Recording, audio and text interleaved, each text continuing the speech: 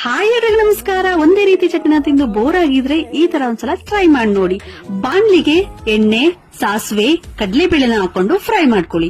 ಕಡಲೆಬೇಳೆ golden colour ಆಗಿದೆ ಅನ್ನೋ ಟೈಮಲ್ಲಿ ಕರಿಬೇವು, ಈರುಳ್ಳಿ ಜೊತೆಗೆ ರುಚಿಗೆ ತಕ್ಕಷ್ಟು ಉಪ್ಪನ್ನ ಹಾಕೊಂಡು ಚೆನ್ನಾಗಿ ಮಿಕ್ಸ್ ಮಾಡ್ಕೊಳ್ತೀನಿ. ನಾನು 4ರಿಂದ 5 ಜನಕ್ಕೆ ಚಟ್ನಿ ಮಾಡ್ತಿರೋದ್ರಿಂದ 2 ಮೀಡಿಯಂ ಸೈಜ್ ಈರುಳ್ಳಿ, 4ರಿಂದ 5 ಟೊಮೆಟೊ, 2 ಇಂಚಷ್ಟು ಹುಣಸೆ ಹಣ್ಣು, 1 ಕಾಫಿ ಗ್ಲಾಸ್ ಅಷ್ಟು ನೀರನ್ನ ಹಾಕ್ತಾ ಇದ್ದೀನಿ. ನಾನು ಈ ಚಟ್ನಿಗೆ Trishu ready mix masala powders ಗಳನ್ನ ಯೂಸ್ ಮಾಡ್ತಾ ಇದ್ದೀನಿ.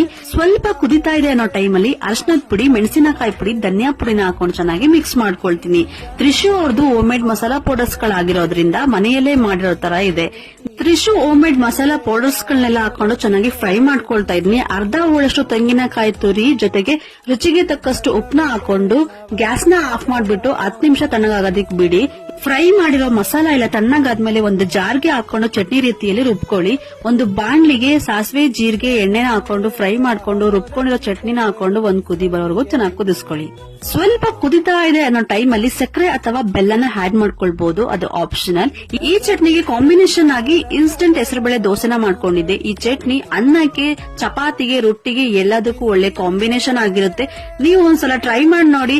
ಈ ವಿಡಿಯೋನ ಎಲ್ಲ ಎಂಡ್ ಮಾಡ್ತಾ ಇದ್ದೀನಿ. ಐ ಹೋಪ್ ಈ ವಿಡಿಯೋ ನಿಮ್ಗೆ ಯೂಸ್ಫುಲ್ ಆಯ್ತು ಅನ್ಕೊಂತೀನಿ. ಇದೇ ರೀತಿ ವಿಡಿಯೋಸ್ ಬೇಕು ಅಂದ್ರೆ follow and like and share ಮಾಡಿ. ನೆಕ್ಸ್ಟ್ ವಿಡಿಯೋದಲ್ಲಿ ಮೀಟ್ ಮಾಡ್ತೀನಿ. ಬಾಯ್.